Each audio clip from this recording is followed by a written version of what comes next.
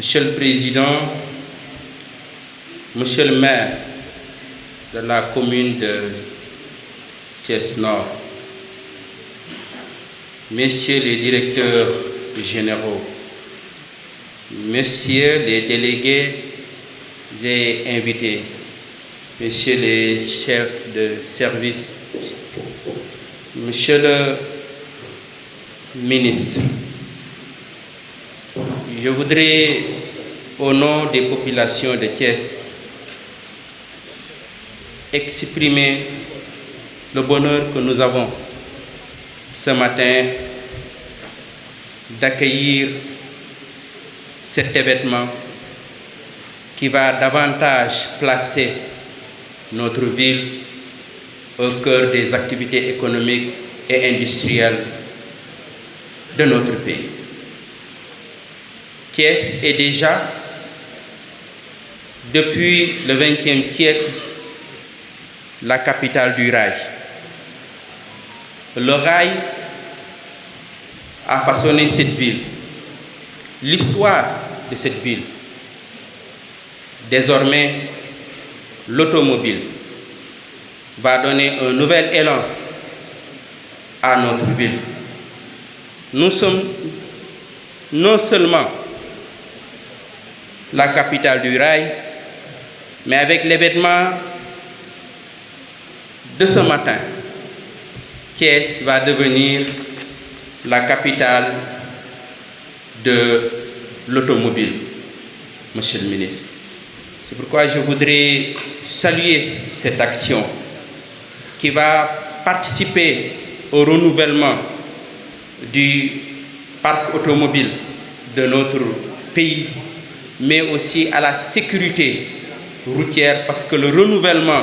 de ce parc automobile participe aussi à la sécurité routière. C'est pourquoi je voudrais, au nom des populations de Thiès, vous exprimer toute notre fierté de ce matin. Mais Monsieur le ministre, profitez de l'occasion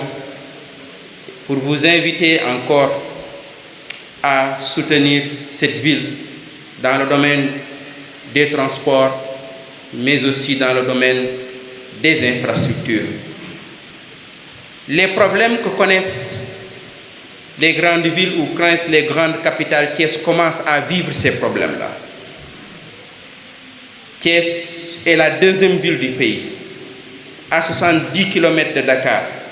à 30 km de l'aéroport. On doit anticiper pour éviter que les problèmes que Dakar a eus et continue de vivre, que Thiès, dans les années à venir, puisse les vivre. J'ai beaucoup travaillé ces dernières années avec le directeur des études. Il connaît bien les problèmes donc, que j'évoque. Je voudrais solliciter votre leadership et pour vous inviter donc, à prêter plus attention à Thiès et surtout à nous, à la municipalité de Thiès, pour les projets que nous avons pour la modernisation des transports, sur les panneaux de signalisation, sur les feux tricolores, des questions sur lesquelles nous sommes très avancés, mais vous connaissez les limites des municipalités, vous connaissez les moyens maigres des maires que nous sommes. Je voudrais, Monsieur le ministre, aussi profiter de cette occasion pour vous féliciter fraternellement. Mais au-delà des féliciter, vous féliciter, prier pour vous, pour que Dieu puisse vous accompagner dans cette mission, puisse vous donner des résultats à la hauteur des attentes et à la hauteur des attentes des Sénégalais, mais aussi féliciter le gouvernement et le président de la République pour toutes les actions entreprises pour lancer le Sénégal dans le chemin du travail, dans le chemin de la modernisation, mais dans le chemin aussi de l'industrialisation de notre pays. Merci beaucoup. این مجموعه رو فعال کند و بسیاری از نیازهای حمل و نقل و ناوگان عمومی شما را برطرف نماید. Donc le soutien de nos banques ici au Sénégal, mais aussi le soutien du gouvernement, cela peut nous aider à arriver très rapidement à notre finalité et à nos objectifs. ظرفیت تولید این مجموعه 30,000 دستگاه خودرو در سال است. Notre capacité de production annuelle, c'est 30 000 véhicules par an. با توجه به اینکه این خودروها گازسوز هستند و هیچ گونه آلایندگی رو ایجاد نمی‌کنند و هزینه بنزین مصرف سوخت ندارند، لذا برای یک سال اگر 30,000 دستگاه خودرو تولید بشود، شما محاسبه کنید برای 30,000 دستگاه خودرو چقدر شما بنزین مصرف می‌کنید. Vous savez, nos véhicules sont aussi, non seulement ils prennent du gasoil ou bien de l'essence, mais en même temps ils sont hybrides, c'est-à-dire on peut utiliser les gaz. Donc calculons avec 38 000 véhicules par an qui va consommer du gaz, et alors que nous savons le prix de l'essence est très cher, mais en même temps on peut aussi éviter la pollution de l'environnement, donc ça est une rentabilité très propre pour nous, mais sur le côté économique, mais sur le côté environnemental. صرفه‌جویی این مبلغ میتواند بسیاری از مشکلات ناوگان شما را حل کند، از جمله ایمنی و استانداردی که این ماشین دارد. Non seulement nos véhicules respectent les normes internationales et des standards très élevés, mais ça peut nous aider à économiser beaucoup de choses. پس حمایت شما هم اشتغال ایجاد می‌کند، هم صرفه‌جویی سوخت رو در بر دارد و هم ناوگان عمومی شما را در شأن و منزلت مردم شریف سنگال ایجاد خواهد. Donc votre soutien, votre aide, votre partenariat va aider d'abord à pulser beaucoup d'emplois ici à Thiès ou bien au Sénégal, mais en même temps ça peut aider à l'économie du Sénégal. Non seulement ça peut aider aussi à éviter la pollution de l'environnement. اگر اراده‌ای در دولت سنگال برای این همکاری وجود داشته باشد، ایران خودرو اعلام آمادگی می‌کند و می‌تواند به کمک شما برای مشکلات حمل نقل شما بیاید. Si le gouvernement, les autorités sénégalaises sont disponibles ou bien prêts du côté de Iran Khodro, nous sommes aussi prêts pour accompagner et pour régler définitivement le problème du transport terrestre au Sénégal. در همه دنیا دولت‌ها از صنایع خودشون حمایت می‌کنند و این حمایت به خود دولت‌ها برمیگردد و این حمایت موجب کاهش هزینه دولت‌ها خواهد شد. Donc ce soutien de l'autorité sénégalaise est un soutien du peuple sénégalais, mais ça permet aussi à créer beaucoup d'emplois ici au Sénégal, mais ça permet aussi d'économiser beaucoup de choses sur le côté du gouvernement. همینجوری که شما مشاهده کردین، هم مینیبوس، هم اتوبوس و هم تاکسی رو ما میتوانیم تأمین کنیم برای شما. دیروز جلساتی داشتیم با قسمت‌ها و نهادهای مجموعه سنگال که انشالله در آینده نزدیک اینها به توافقی میرسد که بتوانیم از این امکانات در کشور شما بهره ببریم. Donc nous sommes disponibles à travailler, à coopérer avec les autorités sénégalaises dans trois domaines du transport ou bien de l'automobile. D'abord sur les taxis que vous voyez. Les minibus aussi, on est disponible à satisfaire le marché sénégalais et à faciliter le transport au Sénégal, mais enfin aussi les bus de transport régional ou bien interrégionaux aussi. Donc on est disponible dans ces trois domaines à travers les taxis, les minibus et les bus. موضوع بعدی که شما باید به آن توجه کنید این است که شما باید یک خودرو ملی داشته باشید. Donc on va aller plus loin, c'est de se préparer d'avoir les voitures nationales. C'est ça notre objectif. خودرویی که نشأت گرفته از اراده و تخصص و توان شماست. Donc notre société va aider le gouvernement sénégalais, les autorités à former les jeunes. Ces jeunes deviennent qualifiés, eux-mêmes ils peuvent même avoir ce qu'on appelle Made in Sénégal. با توجه به این ظرفیتی که در این مجموعه ایجاد شده است، ما اعلام آمادگی می‌کنیم حاضریم با انتقال تکنولوژی یک خودرو ملی رو برای شما طراحی و در خدمت شما قرار بدهیم. Avec cette potentialité que vous voyez ici, donc nous sommes disposés à faire le transfert de la technologie de l'Iran au Sénégal pour donner ça aux jeunes ou à nos frères sénégalais qui peuvent aussi bénéficier de cette connaissance, mais de cette technologie de pointe. خودروهای نو و طرح‌های نو مانند خودرو برقی و هیبرید در برنامه تولید ما هست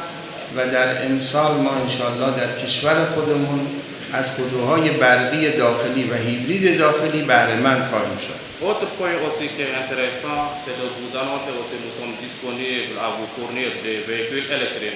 électriques à travers ce que je viens d'annoncer que notre production c'est du gaz ou bien c'est de l'essence ou bien du gasoil. Mais l'autre point aussi c'est de vous annoncer notre disposition et notre disponibilité à vous amener et à vous transférer les véhicules électriques. Ak représentant Iran maa ngi leen di nuyu bu baax a baax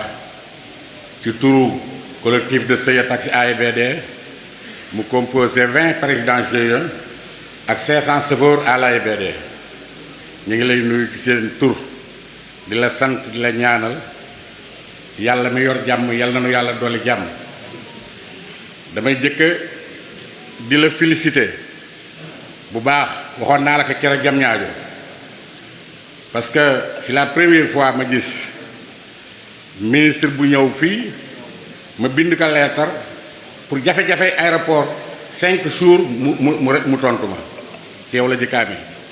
ca def naa ci transport lu mat 40 ans 21h30 lañ ma woo benn monsieur Pouy ni ma da ngeen fi amoon benn lettre ma bëggoon nga jël ci courrier bi ma ne ko loolu day sauver le compte sama secrétaire général Malick Pouy la tudd dinaa ko wax mu ñëw jël ci ko mu jël ci lettre bi mu wone ni gis nga lettre boobu mais da nga boo ko vérifié da nga nu recevoir ñoo ngi lay sant nag yàkkamti lool nag nga recevoir lool ndax jafe-jafe aéroport waaye barki démb rek maa ngi dégg nga invité sunu ñaar ci nun ñu ngi ci jataay bi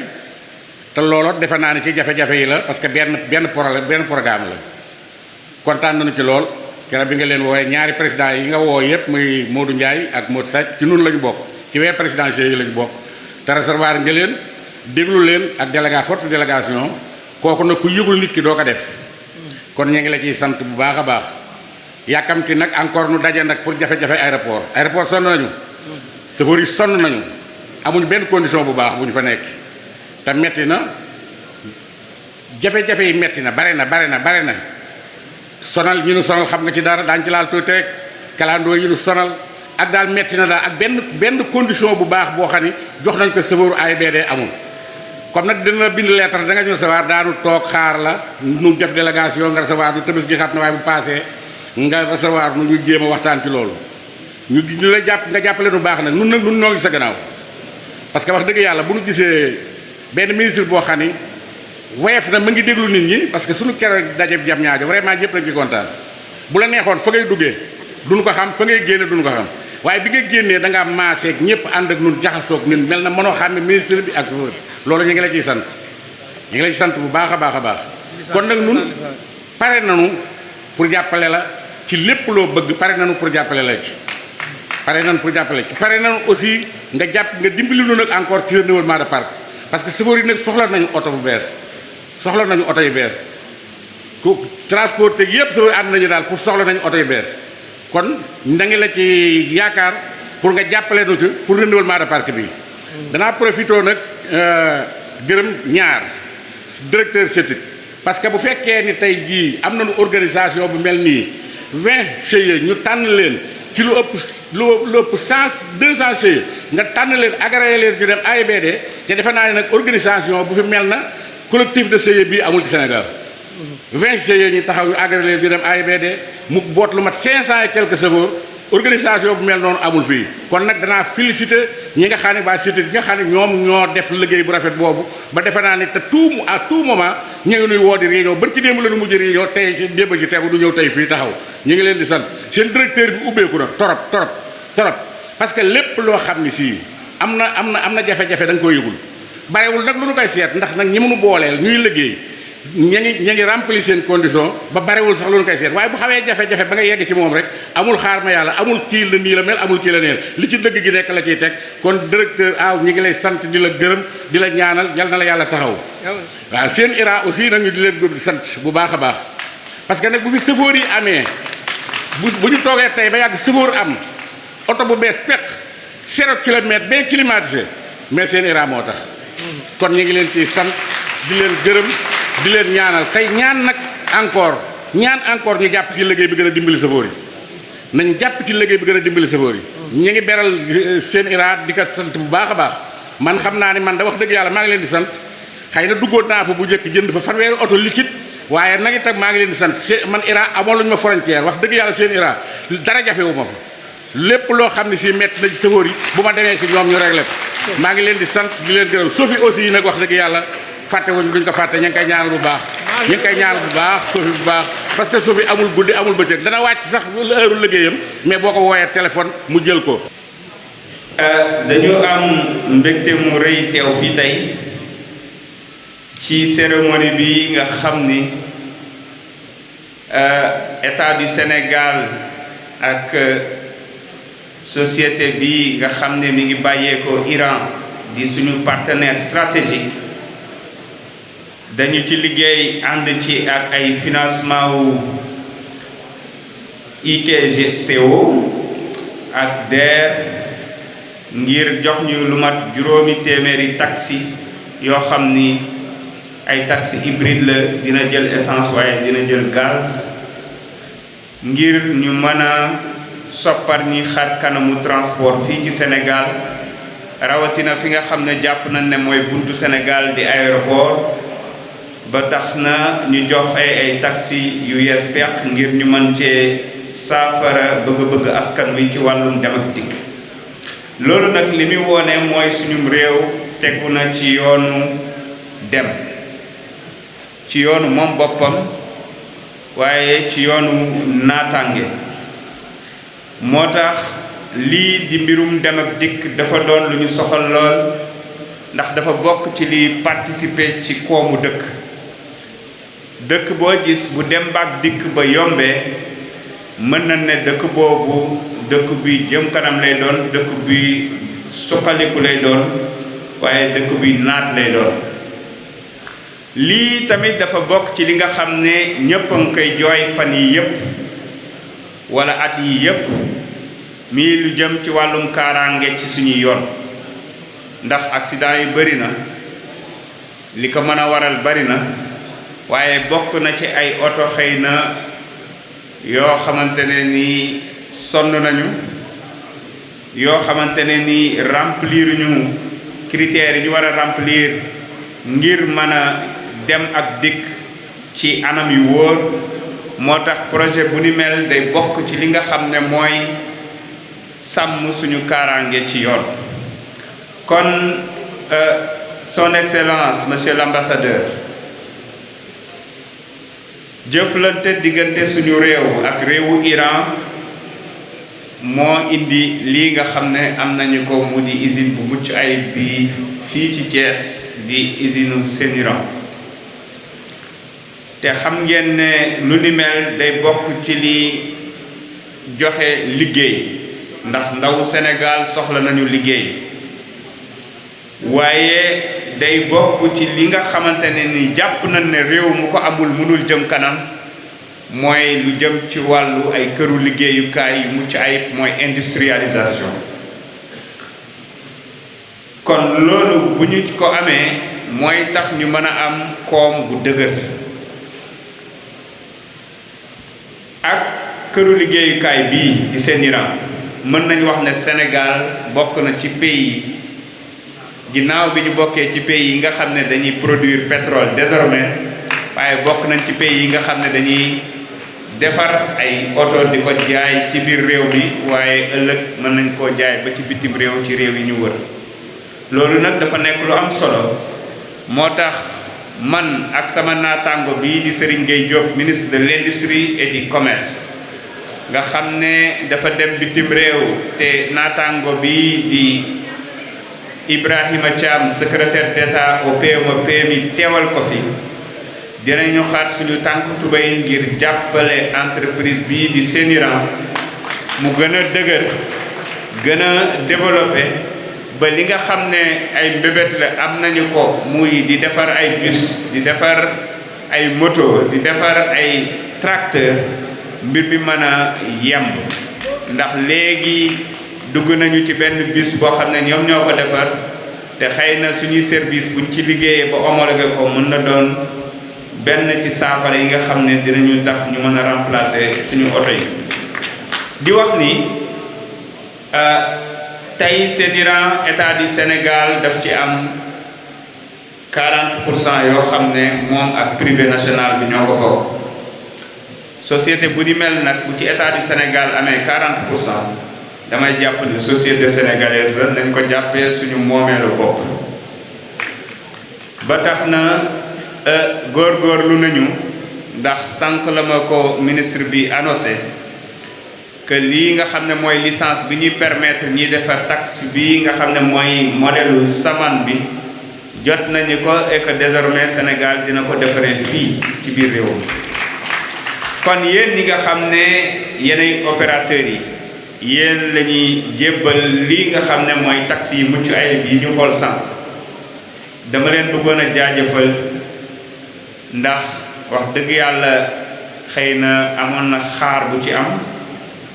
waaye gis nañu seen farlu gi ngeen ci am jëmale ko ci ñun waaye tamit jëmale ko ci lépp loo xam ne day doxal réew mi moo tax ñun dinañu dem def kéem kàttan ngir yombalal leen yëf yi ngir jàppale leen ba nga xamante ne ni lii di jafe-jafe yi ngeen di jànkonteel incha allahu rabbi dinañ ko mën a saafara ci anam ya mu gëne ndax dara ump ñu ci nag waaye tamit lii nga xamante ne nii moo tënk lépp loo xamante ne ni jëm na ci wàllum transport di kayit yi ñu ko dëxëñ ñu ngi ci liggéey di ko gën a ñoŋal ngir fexe ba lépp lu jëm ci domaine bi mu mën a nekk lu mucc ayib waaye loo xam ne sécurité bi kaaraange gi ak lépp ak service maanaam ni ñuy jëriñee suñu askan dina doon ci anam yi gën te loolu nag ñu ngi ci liggéey guddeeg bëccëg jëmale ko ci chauffeur yi ci borom oto yi waaye ak ci ñi nga xam ne ñoo koy jëfandikoo muy askan bi kon seen ay mbébét seen ay jafe-jafe dégg nañu ko xam nañu ko te duñu jóg ci liggéey ci nu ñu ko saafara insha allahu rabbi yow gouverneur région de Thiès di sama frère sama grand frère sax lay wax mën naa ne sax sama waajur ak kii nga xam ne mooy sëñ Babacar ma bëgg koo santale Njaay tey su ma ko mayee di maire Thiès xam naa bu ngeen xoolee poche dina am lu ngeen ci fekk maa ngi leen di dalal seen xel ndax suñu ministère incha allah ak ñii ñu àndal li nga xam ne ñu ngi koy def ci ndakaaru yépp dinañu def tout ba def ko ci yeneen ville yi nekk ci biir réew mi te xam ngeen ne buñ ne Dakar Thiès a ci topp ndax Sénégal du Dakar loolu ñu ñëpp nangu nañ ko waaye dafa bokk ci suñuy gis-gis mooy ngir saafara dem ak dikk ci ndakaaru gi nga xam ne fa la gën a méttee faaw ñu suqali yeneen gox yi ci biir réew mi ndax bëri na ñu nekk Dakar te seen coobare bàyyiwu leen fa moo tax CETUD bi nga xam ne mu ngi bokk ci suñu ministère te docteur Aw bi nga xam ne mu ngi ci def liggéey bu mucc ayib mu ngi liggéey déjà ci benn plan de mobilité urbaine maanaam dem beeg dikk bi fii ci Thiès te incha allah dinañu wut financement ak investissement yi ci war yépp ba nga xam ne feek jëmmi jamono dinañ ci mën a dox ay jéego ba ngeen yëg ko kon mbooloo mi loolu la ne woon dinañ ko fi sànni ci ay kàddu di am mbégte lool encore une fois teewaat fii tey waaye di wax ne lii ñu fi dajale te ñu fas yéene kaa ful di ko def ay yooni yoon jàpp na ne dina bokk ci li nga xam ne dina saafara jafe-jafe yi ñu am ci wàllum dem ak dikk waaye dina bokk ci li nga xam ne mooy suqali réew mi. may jaajëfal mbooleem ñi fi teew rawatina kilifa diine yi nga xam ne ñëw nañ accompagner ñu ci ay ñaan ak ci ay xalaat yu rafet xëy na ñoom ñooy tëj jataay bi ak ñaan kon ñu ngi leen di sant di leen gërëm jërë ngeen jëf